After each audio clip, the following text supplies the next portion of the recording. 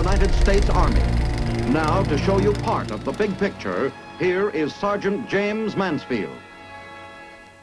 Welcome to the big picture. Today we bring you the last in our series of programs dedicated to the American combat infantryman, the soldier who proudly wears the blue badge of courage. We will show you a pictorial history of the famous 29th Infantry Division, from training camp to victory, amphibious maneuvers in England, the Battle of Normandy, St. Lo, Brest, and then the march on Germany. Later on, Colonel Quinn will have a few final words for you about the soldier with the rifle, the man with the blue badge. So now, for more about the program, we take you to the office of Colonel William W. Quinn. How do you do, ladies and gentlemen? Today marks the 13th and last week of the blue badge. Consequently, on this program, we'll stress and review some of the points that we've made during the series, as well as honoring the infantrymen of the 29th Division. We plan also to trace for you the evolution of the riflemen from 1776 until the present day. But now, the famed 29th Infantry Division, the blue and the gray.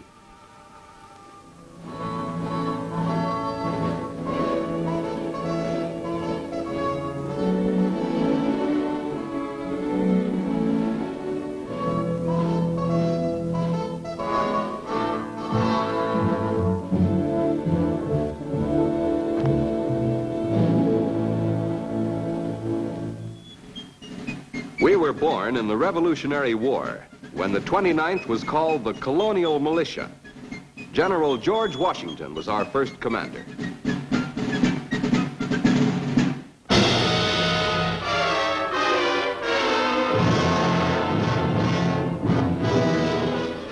It took a civil war to team up the blue with the gray. And after that, the North and South became one side, the United States. In World War I, our slogan was, 29, let's go. And we went to catch up with the Kaiser. And when World War II exploded, the 29th was on the go again. Believe me, brother, we made tracks because we had a date. But with the equipment of those early days, it looked like we'd never make it. It was 29, let's go, rain or shine. And a 10-minute break felt like a 2 weeks vacation with pay. It was go, go, go all the time. We sweated it out on land. And units of the 116th wet their pants on amphibious maneuvers in the cold of January 1942. Then we were ready. We were all set to go places. But nobody told us where we were going. All we knew, we had a date to keep, a business date.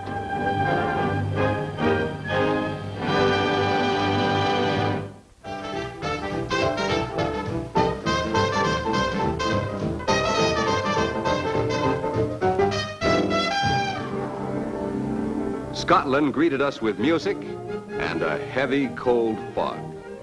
England looked better in the guidebooks they gave us. English fog and rain in the moors. But the training was strictly American style. 12 hours a day, 7 days a week, and no pay for overtime. And if we ever forgot for 1 minute why we were there, why, Jerry would send over his reminder notes every hour on the hour.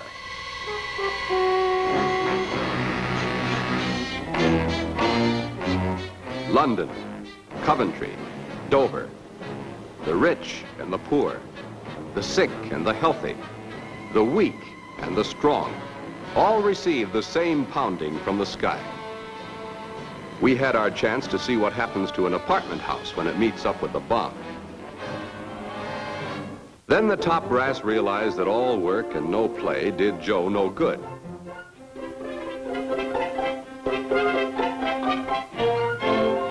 So we toasted merry old England, drank enough tea and warm beer to float the whole British Navy. Spring was in the air. So were the latrinograms. The date? Anybody's guess. But everybody knew we were going to meet up with Jerry, soon. The lumps in our stomachs were as heavy as the packs on our backs.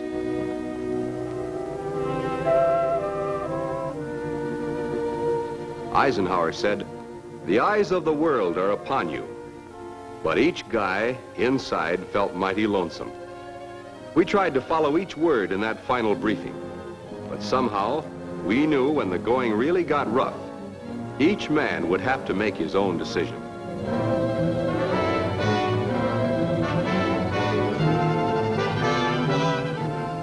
Over 1,000 planes went in ahead of us, but not just to show us the way.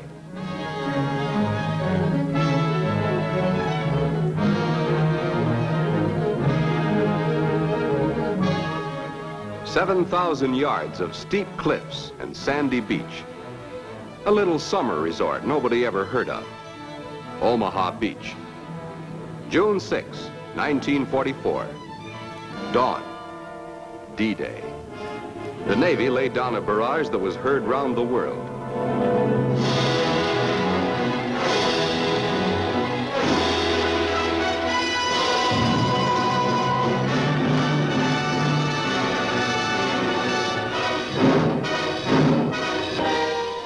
And the Air Force provided that much-needed umbrella.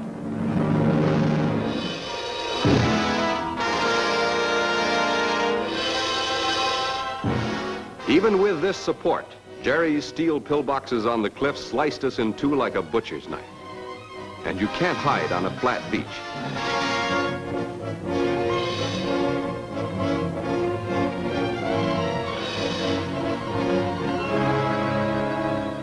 But we knew the whole world was watching us. We graduated from kindergarten that first morning.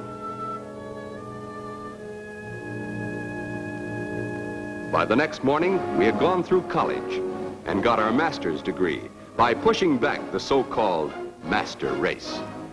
It was 29, let's go. And we went. The going was slow but sure. We had made a date, and we were going to keep it. We never stood still. We moved up to San Lo, 20 miles covered with blood, sweat, and tears all the way.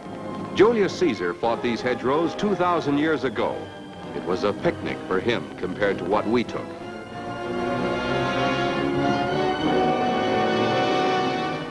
We dropped leaflets behind Jerry's lines.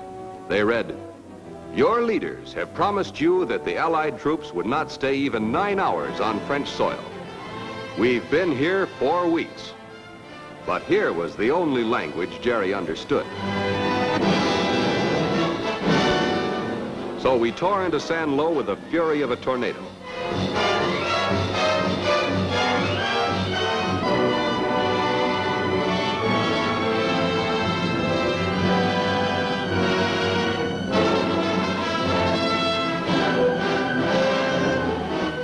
Paid silent tribute to Major Tom Howie, famed major of San Lo, whose "See you in San Lo" became our battle cry in that fight. In 5 weeks, Jerry was blown out of San Lo.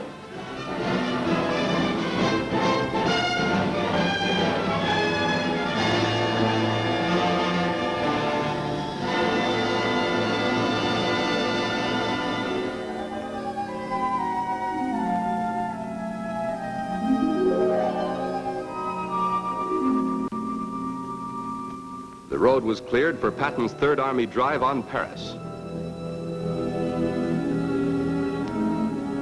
The last time I saw Paris. For many of us, there wasn't even a first time. We had to leave them behind in San Lo. The cost? 7,000 killed and wounded. The battle for San Lo was the bloodiest in the history of the 29th. The boys we had to leave behind were praised by our division commander, General Charles Gerhardt. He didn't mention that we all had earned the Croix de Guerre from the French. The old men took time out for the luxuries of life. This was one time we didn't mind standing on line. Almost tasted as good as home cooking.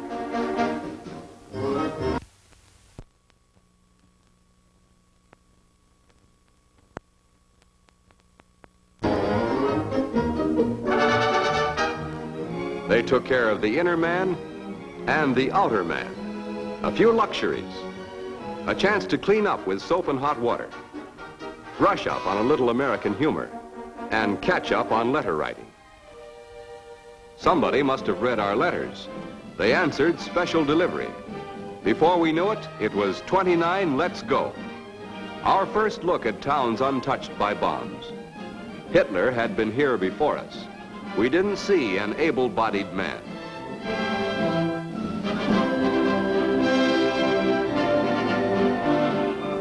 Our new date was with the port town of Brest, and the wise boys were saying Jerry was on his last legs. It was only a question of days and he'd be tossing in the towel. They said.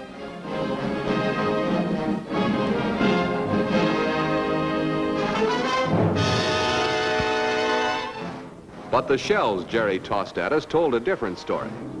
They held on to every apple orchard as if it were worth $1 million.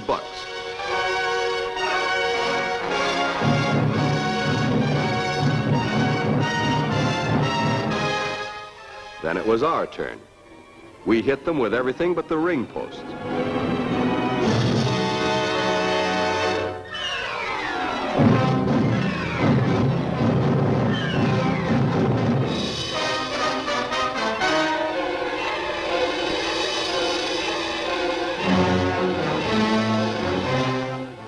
Not a single pound of Limburger cheese got into Brest in one piece.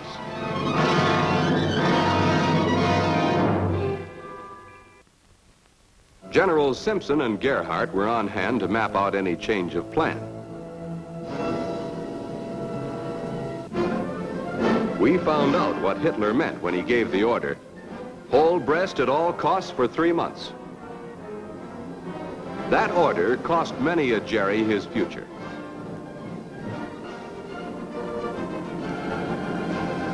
Our planes flooded them out of their holes with flame.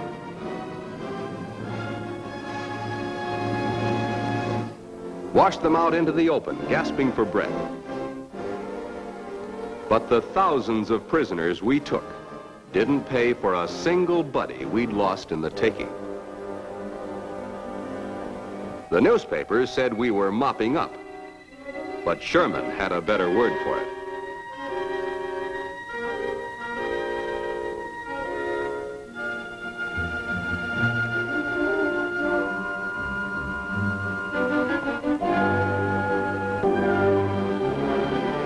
Hitler said 3 months.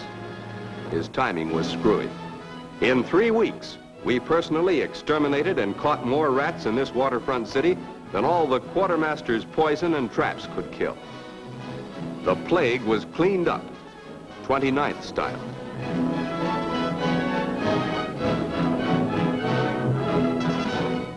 "13,000 little Hitlers having a lot of fun.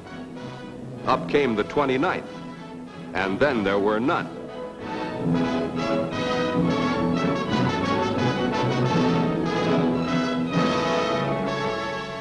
Just a couple of battle-weary boys, crashing the act. Nothing was left alive in that skeleton city on that warm September day.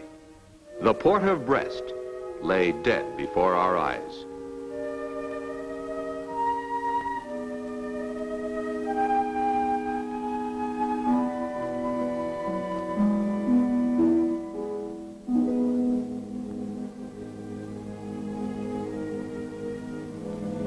"20 feet of reinforced concrete.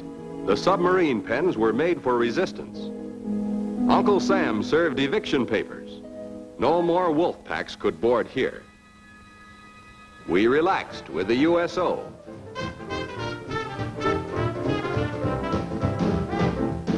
After a new lease on life, we moved 650 miles across France to another heavy date at the German border.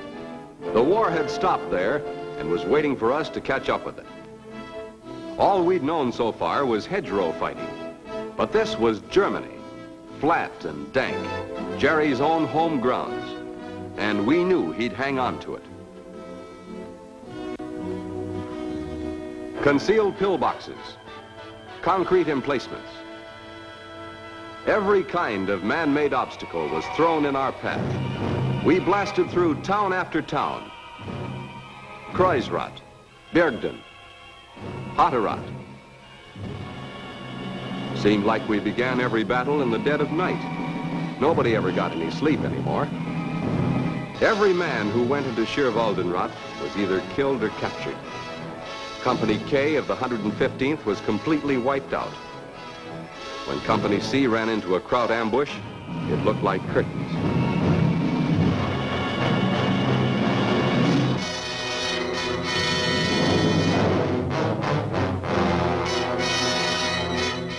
But Company B crashed the party just in time and forced Jerry to hand it over.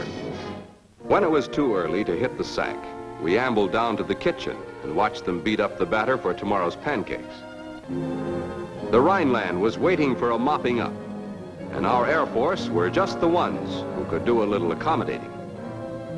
24 hours a day, the Air Force dropped their heavy loads on industry, railroad yards, and marshalling points with pinpoint precision, leveling everything in their path.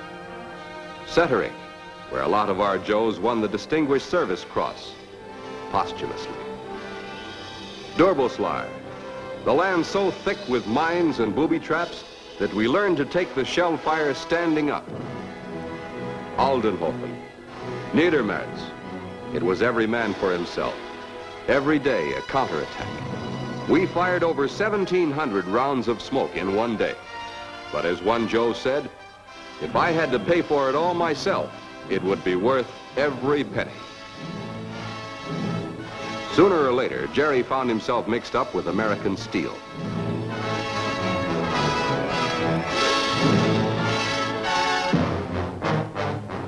The heat was on. Each time he looked skyward, he was greeted with a burst of American calling cards. On December 9th, the west bank of the Roar River was cleared. We holed in from December to February, staring at Ulick from the west bank of the Roar River. While the First Army pressed closer to Jerry's 7 giant dams, we waited out the winter, anxious to finish this assignment. We had our own Christmas Eve. We heard the Jerry voices across the river. Funny, they were singing the same songs. Our guards were alert for enemy patrols day and night. Many an innocent rabbit caught it from our nervous Nellies. By February, the 9th Army had secured the last dam. But Ulick, 2,000 years old, which had known Julius Caesar, Bismarck, and the Kaiser, still lay across the river, untaken. Twice the brass made plans, and twice the river floods changed them. At last, we were ready to roll. We sweated out the command to cross.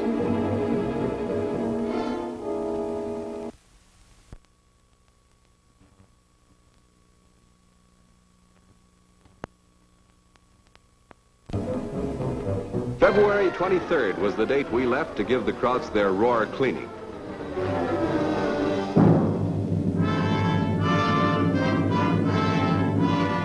Our smoke screens blew back in our faces, so we gave them up and went for Ulick without cover.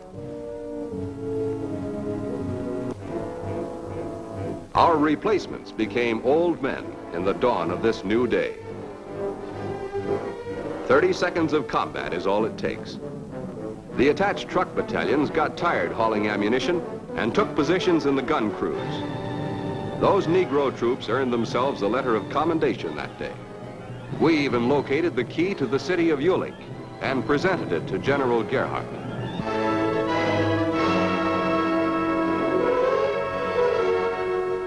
Jerry was crying uncle, but we were going so fast we couldn't even stop to listen.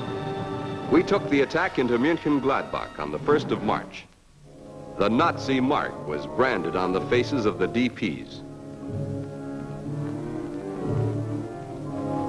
And then we had a quick view of the Rhine. Chemical engineers supplied the smoke. Navy supplied the boats. 29th Division supplied the men. We captured the entire German V-2 rocket division, and the end was near. And when we met the Russians, it was easy to translate VE Day. Victory is the same in any language.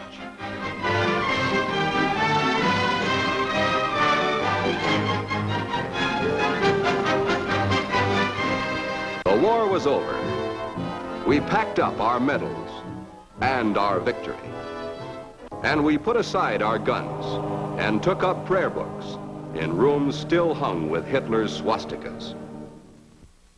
The million and more men and women in our Army are instruments of the nation's will for security and peace. Sustained by public confidence, they will succeed, true to the Army's proud traditions. They reflect the spirit of our nation, for your Army is a part of the people. It is composed of your sons, is a faithful implement of democracy.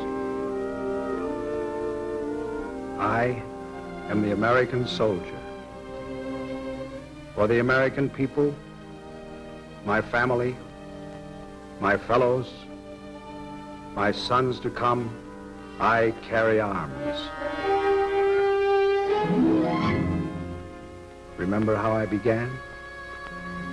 Born of explorers, colonists, hunters in deerskins, schooled in the wilderness, fighting for a continent.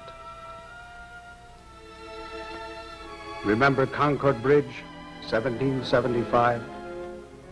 Here it was, here at this bridge. I fired the shot heard round the world. Then I was the Minuteman, the embattled farmer, the son of liberty, raw militiaman, hardy continental. I was the hope of freedom on the frontier. I carried arms for the rights of man. Remember Valley Forge? I was the winter soldier, starving, marching, freezing, fighting, and praying at night, alone in the snow. Look at my battlefields: Bunker Hill, Ticonderoga, Niagara, Lake Champlain, Manhattan, Trenton and Monmouth, Kings Mountain and Cowpens, Yorktown. Marching, I made America great. North to the parallel 49, south to the Rio Grande, west to the mountains. Marching, I made America free. Working at peace, I built America. Explored with Lewis and Clark, with Zebulon Pike, with Kit Carson and Davy Crockett.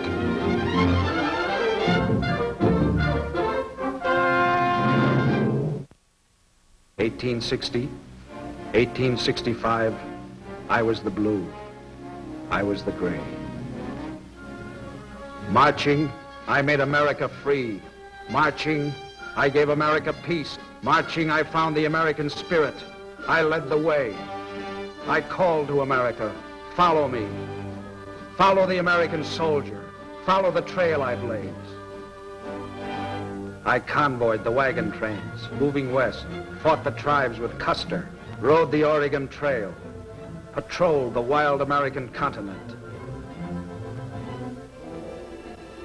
My lonely outposts grew. My camps became crossroads. My frontier forts took root, rose from the prairies into cities. My infantry marching made paths. My cavalry riding made trails.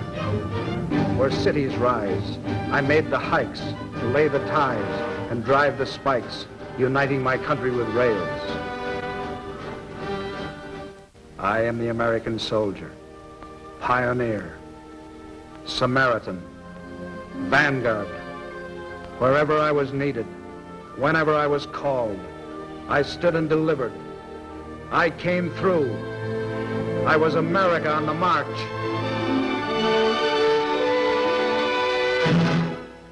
I'm the regular, strictly GI.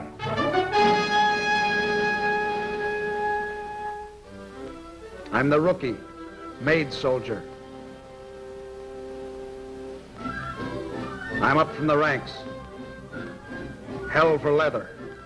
Right on the line. Straight from the eye. I'm the rifleman, cannoneer, trooper, skier, engineer, gunner, scout, marksman, driver, signalman, sentry, mechanic, flyer.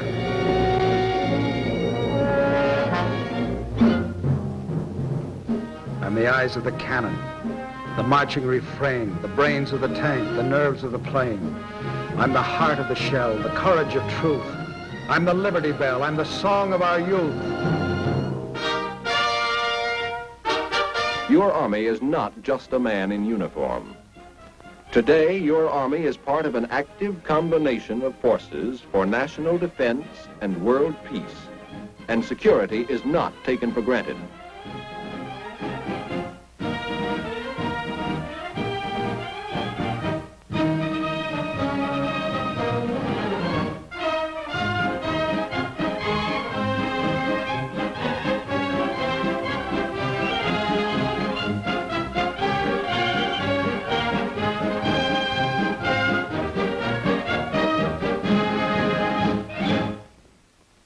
So now, ladies and gentlemen, we bring to a close our Blue Badge series.